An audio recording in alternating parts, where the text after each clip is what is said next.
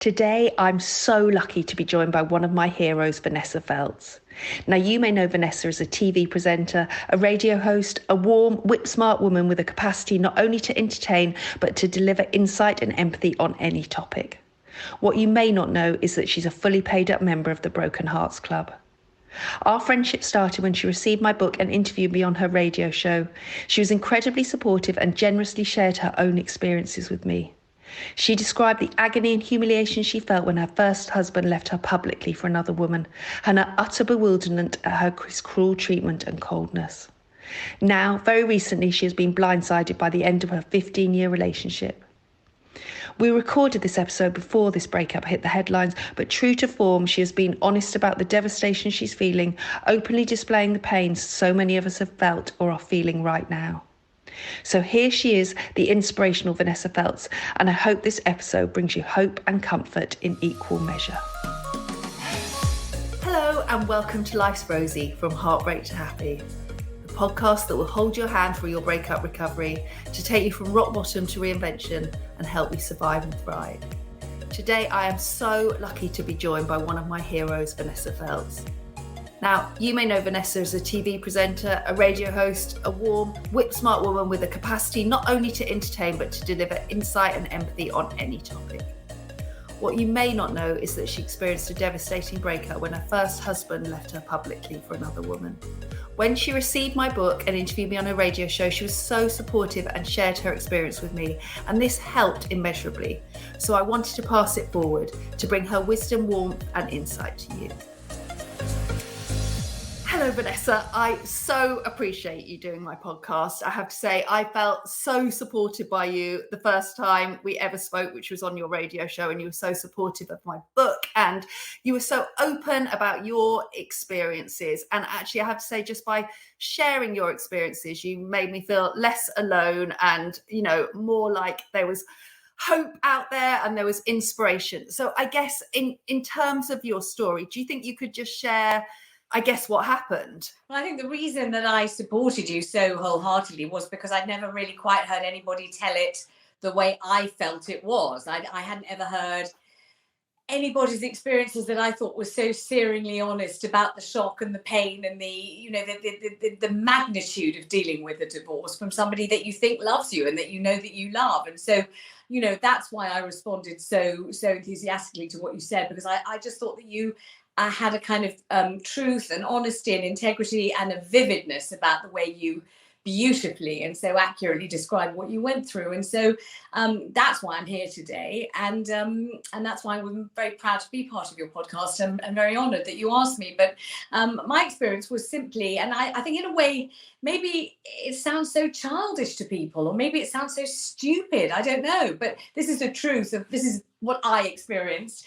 And that was, I got married to this doctor that my grandma found. She was a patient in University College Hospital, and he came to take her blood pressure. And being a Jewish grandma, she was looking for a husband for her granddaughter, and he was a handsome young doctor. And she said, "Are you Jewish?" And he said, "Yes." And she said, "Are you married?" And he said, "No." And she said, "Have I got a girl for you?" And that used to be the happy ever after story, because we, the happy part of it was that we met, he said, well, we'll send her up to see me then. And my grandma said to me, for God's sake, brush your hair, put some lipstick on, go down to Casualty and introduce yourself to this doctor I met. And I did, although I was cursing all the way. I felt so embarrassed and so shy and so like, oh my God, how could you possibly put me in this terrible position? But I did go, and he wrote down my phone number on the collar of his white coat, his clinical white coat. And my grandma said, "Oh my God, he'll send that to the hospital laundry, he'll lose the number, you idiot, you should have had it on a piece of paper to give to him." And the punchline of that story used to be, and then we got married and lived happily ever after, and we've got two beautiful daughters, and it's the most incredible story. And my grandma was my guardian angel to do that for me, to find me my Mr. Right, my true love. And I've got to say, that was a story I implicitly believed in and thought I was living. And I didn't think I was being, stupidly, sloshily sentimental. And I didn't think that I was kind of believing in a sort of Hollywood ending that was unrealistic. I mean, I really did believe in it. I really, really thought that we were, very, very lucky, and that we properly loved each other, and that we respected each other, and that we were very different, but very unified in our attitudes to life and to marriage. And it turns out I was completely wrong about that. I was so wrong. And so therefore, when on the day that it was just another normal Sunday and I was just peeling the potatoes and his mum was coming for lunch, and the girls were gorgeous, and life was really pretty good, because I had got the Vanessa show, so I had regular television work, and I had quite a lot of money coming in, and he had just become a consultant, so he had a private practice, and so for years and years we've been struggling along on a junior hospital doctor's salary and a junior journalist salary, which is almost nothing, and so we were really struggling away for years, and suddenly we'd had this financial breakthrough plus a career breakthrough. Plus, I thought we were so lucky because although people started to suddenly start making a fuss about me because I was on the telly and I got famous and all that kind of thing, he was never going to be diminished by this because he was a surgeon. So people had a great deal of respect and reverence for him. And so I thought this was so lucky. We had this fabulous balance, and also we had all the joy of having a few quid that we'd never had before. And also these two incredibly picturesque and gorgeous daughters who were not an acquired taste, but were just completely as if I'd rented them from Central Casting. That's how lovely and pretty and sweet and gorgeous they are, and they still are. And so I've seen the pictures. Massively lucked out, you see. And then so this completely ordinary, nondescript Sunday morning, I'm literally peeling the potatoes in the kitchen. His mother's coming for lunch. And friends of ours had just had a baby, and their oldest child was 16. And I said to him, just casually in the kitchen, well, maybe we can, go and see them and just go and see the baby, and then maybe we can have another baby. And in a voice belonging not to a human being, but to a Dalek that I'd never heard in my life before, he answered, I do not rule out the possibility of a divorce. And it was cataclysmic. I had no idea that he wasn't happily married to me. None, absolutely none. And when people say, as they have said many times over the last 22 years, oh, you must have known, if you didn't know, you must have turned a blind eye, you must have not wanted to know. That's not true. I was supremely interested in him and my marriage. I loved him beyond all measure. Of course, I was alert to anything that I thought was going wrong in the marriage or relationship, if I had thought it was going wrong. Yes, I mean, you're an emotionally intelligent person. You would, you would have picked things up, or you would have thought you would pick things up. I would have thought I would have done, and I didn't pick up on anything at all. And obviously, the factor that most people don't mention is if the other person doesn't want you to know, and is a good actor, and is clever at concealing things. And he's a surgeon, he's a very bright guy. He wasn't some simpleton, he's a very bright, clever guy. And he absolutely and utterly, I think, devoted himself to making bloody sure I didn't know. And also, to me, it just goes to show you can be a surgeon, you can be the brightest person in the world, but actually, still the basic, the more baser human things like, affairs and deception, they happen across the classes, across the intelligence, they happen everywhere, don't they? Definitely, yes. And I think if you're a very bright and adept person and you're clever at acting, concealing, appearing to be a certain thing when you're actually not, then that's what you are. You're good at all that stuff. And obviously I'd been with him by this time 16 years. We were 21 or 22 when we met. I was about coming up to 37, I think, when this happened. And I just trusted everything about him. And so I hadn't dreamed that he wasn't happy. I didn't realize at all. And when I tried to, when he said it, it was so shocking. I said, what? What do you mean? But we loved each other. We were really happy. What do you mean? And he wouldn't answer. He wouldn't elaborate. He wouldn't say anything. And I went through the day as if in a dream. And his mother did come for lunch. And we did go round to those friends with the baby. And he behaved completely all the time. Your heart must have just been sinking. You just must have been thinking, what is going on? Did I really hear those words? Exactly. I thought I must have dreamed it. It was so utterly outlandish. How could my husband even say such a thing? I just could. And finally, when the children finally went to bed, and it was, let's say, about 8 o'clock in the evening, and I said, what you said earlier, what did you mean by that? And he said, I do not rule out the possibility of a divorce. And then I was just really, from that day, just plunged into the most terrible, terrible nightmare. And it was absolutely agonizing. And I, after 22 years, obviously I've moved on in every possible way that you can. I moved house, I have a lovely new relationship, and, I've done lots of career things, and I've done all I can to put it behind me. I don't think I could do any more than I've done. And I still remain. I know you can't remain shocked, because shock obviously is obviously an instantaneous thing, but I remain I can't, what's the right word? Go on, you help me out. What do I remain? I think it's very, very destabilizing, isn't it? And I think it is a form of, when I was interviewing experts for my book, I think it is a form of PTSD, because it's such a big shock. Whether that's the correct term or not, but it's such a big shock that something so monumental has happened, and yet it's been sort of concealed from you, and that I was absolutely in shock, and I still find it gratifying now, actually, when friends of mine said we had no idea, because that stops me from feeling so stupid, because actually they couldn't see it at all. At what point did you sort of hit rock bottom? Was that the point that he went? The worst time for me was trying to kind of keep the relationship together. Was there any of that for you? Yes. He did something which, when I think about it now, is I think one of the cruelest things that anyone could do to anyone, which is, after a couple of days, I think it was, in which I was just ricocheting about the place in total shock. I didn't know what to say to him. I didn't know how to behave. I didn't know what to do. And I certainly didn't know what to say to the children, if anything. And I didn't know what to do. But he did say, after a few days, I think it was, he said, I am prepared to give you a trial period.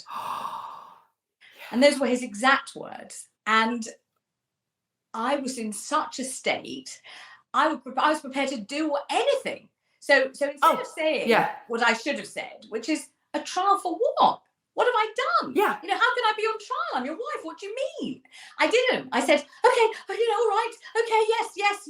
And isn't that interesting? You are, I think, you are so smart. You're so successful. You're so beautiful. You're all those things. And I think from the outside world, people would think, yeah, you just tell him to bugger off, basically, which is what I thought I would always do. Him. Exactly. And also your whole world has been destabilized. So actually your brain is just trying to figure out a way of keeping the status quo, right? You will do anything. And also, he's my children's father. I didn't want him to bugger off. Yeah. He's my husband. I loved him. I didn't want him to bugger off. I wanted him to stay, and I wanted our marriage to be strong, and I wanted us to be together. And so I really think whatever he had said, I would have tried to do it, whatever it was. But he didn't really say anything. So he said, I'm prepared to give you, he said, a 12-week trial period. And I kind of fastened on that as, I'll kind of earn the right in this 12 weeks to continue to be his wife. I'll whatever I think he wants me to do, and it was impossible to know what it was.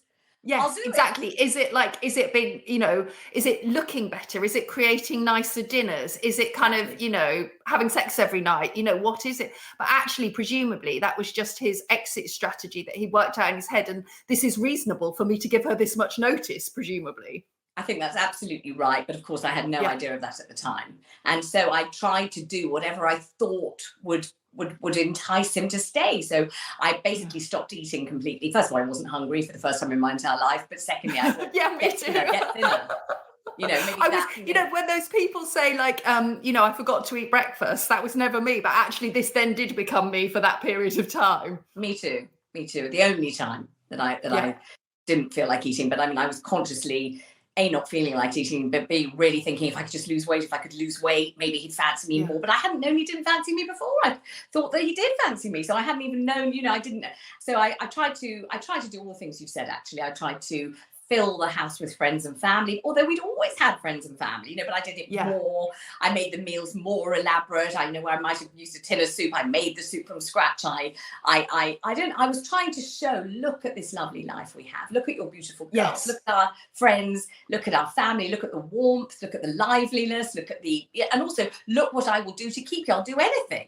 Absolutely anything, because I love you. I never liked, for example, I don't like sports or anything like that. But I thought, well, if you want me to take up golf, I'll take up golf. If you want me to, learn to ski, I'll learn to ski. And I also did begin to think, well, maybe if I gave up my job, which I love my job. But I thought maybe if I stopped work and I could be like a full-time housewife or something, maybe that might, I would have done absolutely anything. But I think it was week 7 of this utter anguish where I was trying to be something I didn't even know what to try to be, and the girls were saying what's happening, and they were 6 and 9. Oh no, they weren't. They were 10 and 13, and I didn't know what to say. I couldn't answer because I didn't know what was happening. For me, that was the worst bit. It's almost like, at least when you hit rock bottom, but that, to me, that sort of desperate trying to keep it together for the children, and behaving in a way that's so foreign to yourself. And then also I don't know about you, but your boundaries are so eroded. You know, I allowed him to say things to me that I would normally kick back on. I would, it was just the worst time. It was just like waiting for the punch, basically. It was absolutely terrible, but I was hoping to avert the punch. I was thinking it might not happen. I couldn't really believe it would happen because I hadn't known that there was any conflict or unhappiness at all. The idea that he would literally walk out of our lives, it was unconscionable to me. I just couldn't believe it. So I kind of really did think, I thought if I just try harder, if I just show more, if I just am either less or more, whatever it is, it might work, and he might not leave. And also, I didn't know that he had not one, not two, but a whole variety of other, I wouldn't say partners, but hookups, whatever they were. I don't know what they were, but I didn't know. And that, if you don't know that, that's the absolute, that messes with your mind so much, because ultimately, if somebody's attentions are elsewhere, that pull is so strong, those dopamine hits are so strong. But, this person that you love and trust is saying, well, that's not the case. That's not what's happening. So, it's just, oh God, even just talking to you, I can feel it now. It is the worst kind of pain, isn't it? And you can't, I don't know about you, but I didn't tell anyone because, you want to think, well, if I can save this marriage, I don't want everyone walking around thinking worse of him, so you're on your own in this. Very true. Exactly right. My mother had died only a couple of years earlier, so I didn't really have anyone to confide in about it. And yes, you're quite right. You don't want to say in case you do manage to salvage it, and then you can hope to carry on as normal. But talking about it to you now, exactly as you say, all the feelings are rising up again. I'm beginning to wonder why I agreed to do this, because well, we will get on to the positive things about how you come through it. If we just get to the punchline of this, so all of this was going on, and I was trying to do something to be my best self, to show him he couldn't possibly leave. And he said I had this 12-week trial period, and we went to a wedding. And I should say that if I ever tried to say, well, and how's it going? How is the trial going? Is this right? Is this wrong? He got furious, absolutely furious. And one of the things that you wrote really resonated with me, which is, you would think, or I would have thought, and I kind of still think, if you're about to really hurt someone desperately, at least be nice to them. At least be nice to them, because you're about to deal them probably the worst blow of their whole life. And you are doing this to them, and they're not in the know. They don't know what's happening. You've taken all control of their own life away from them, and you're about to deliver the absolute most deadly blow. The marriage is over. You're walking out the door. You're never coming back. You don't love them. You don't fancy them. You don't want to be anywhere near them. Wouldn't you at least be nice to them? And he was not nice. He was horrible to me during that period, and cold, so cold. And if I tried to say, is it working? Is the trial working? Instead of saying, yes or no, he was just, I don't want to discuss it. You're setting back your own future by discussing it. So I wasn't even allowed to ask, is it working? So I didn't know what was happening. And then in week 7, we went to a wedding.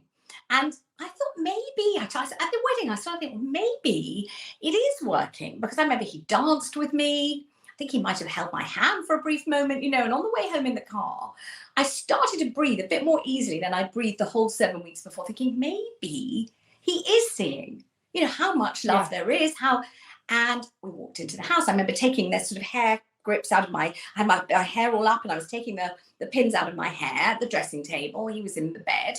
And I thought, maybe he does really love me and he's not going to leave. Maybe, praying, please let this be true. And suddenly he just burst out of bed in his pajamas, and he said, I can no longer live in this house. I cannot stay another minute. And he left. So I never even got the 12-week trial period. Oh my God. And by that stage, he's leaving you, and you're so broken already by the 12 weeks and so then I don't know about your experience, but then your kind of mind is scatting everywhere. What are they doing? Who are they with? And it becomes very much, for me, that was the rock bottom, because you're trying to your brain's trying to get to grips with it. I don't think I was even thinking, where is he going? Who is he with?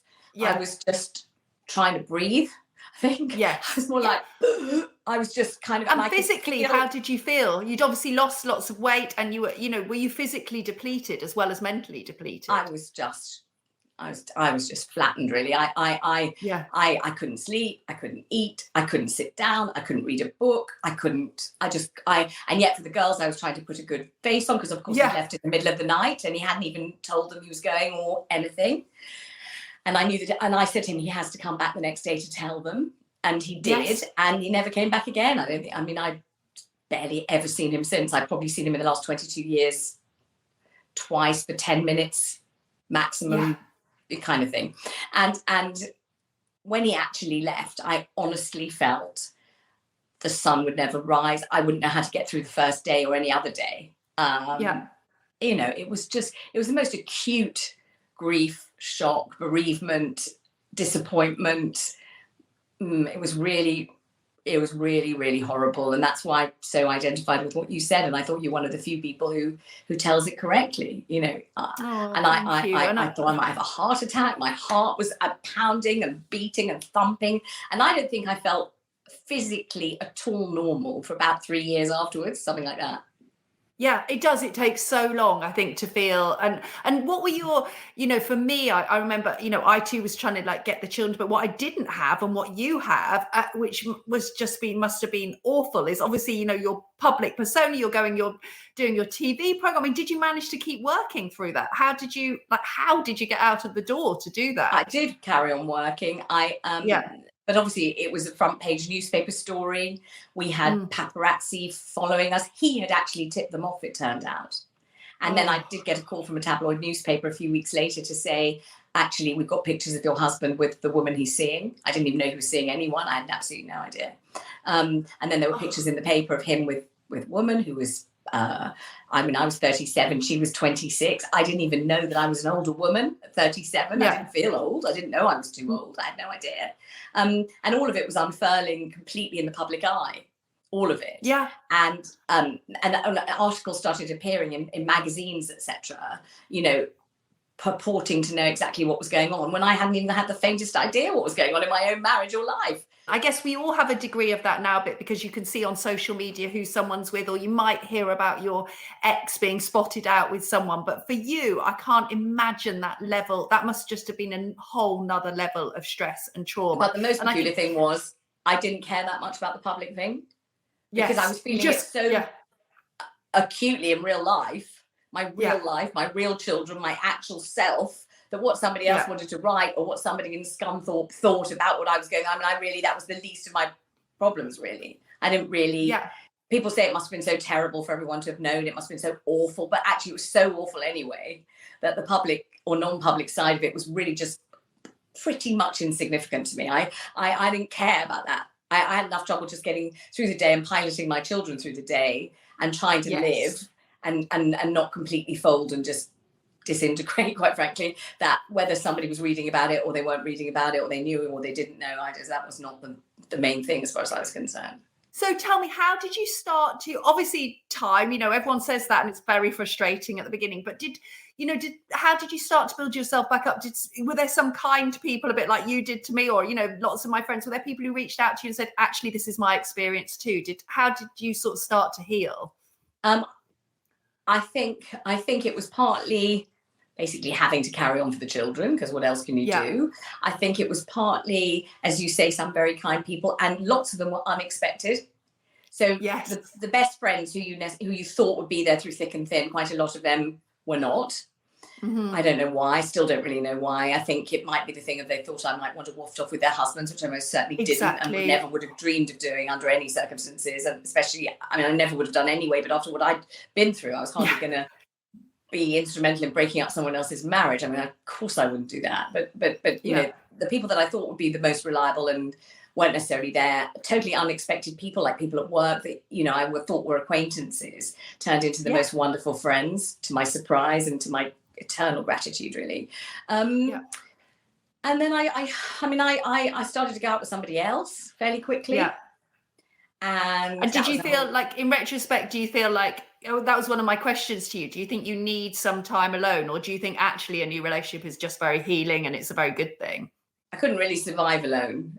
I'm not very good at being on my own. And it was just so, I hate being on my own, quite honestly. And I mean, I felt that it would be, if I could possibly meet someone or something, that would be a tremendous distraction and also be a great sort of rebuilder of self-esteem. And it was for about, I don't know, was it 3 months or something that were great. And then he just dumped me. And then it was kind of like double dumping in an incredibly short time. And that was awful too. So now you're totally on the floor at this point. Yeah, totally on the floor. But I was very, very keen not to be bitter and twisted and hate all men and be cynical and never believe in love and all that. I didn't want to do that. And I said that to the girls as well. I said, this doesn't mean that it's not possible. It doesn't mean it doesn't exist. It doesn't mean all men are bad. It doesn't.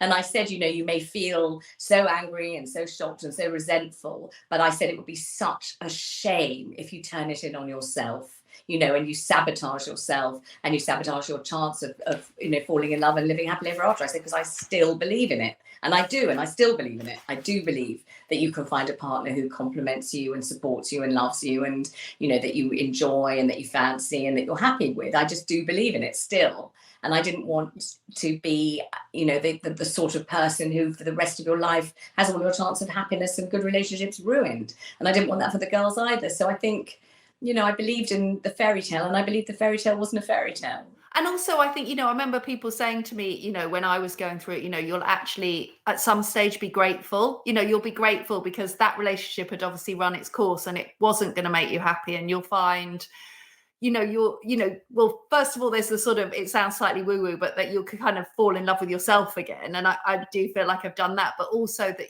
actually that person was right for you. Then it sounded like you did have for 15 years, you did have a good relationship. And so actually, do you feel that now? Do you feel that, it was awful, but actually your life now is happy? Yes. And I mean, yes, but I think if to be honest, and there's no point doing this if I'm not honest, I can't see any point. No, I agree. It has to be honest. Turning out of your platitudes that I think people want to hear. Yes, I do feel happy, but I also feel that the things after a divorce, things are difficult.